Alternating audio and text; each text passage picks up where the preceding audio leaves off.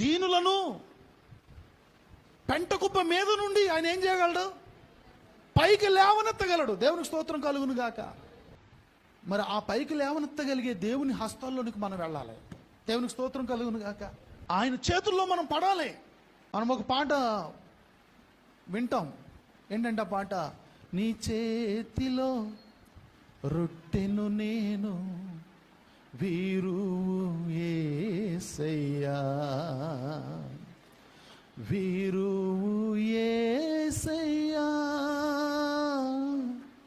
ఆశీర్వదించు యేసయ్యా. ఏం చేయాలి? 5 రొట్టెలు 2 చేపలను విరిచి ఆశీర్వదించినట్లుగా ఆ యొక్క కీర్తన రాసిన ఆ రచయిత, ప్రభా ఆ రొట్టెను విరిచి బ్లెస్ చేసినట్టుగా నన్ను కూడా విరిచి బ్లెస్ అయ్యి అన్నాడు. Break me and bless me అని అడుగుతున్నాడు ఆ రచయిత. అర్థమైందండి? మన దేవుని చేతిలో రొట్టెగా విరవబడితే we will be blessed to the too many nations. మీరు అనుకోవచ్చు, నేను తక్కువ వాడిని.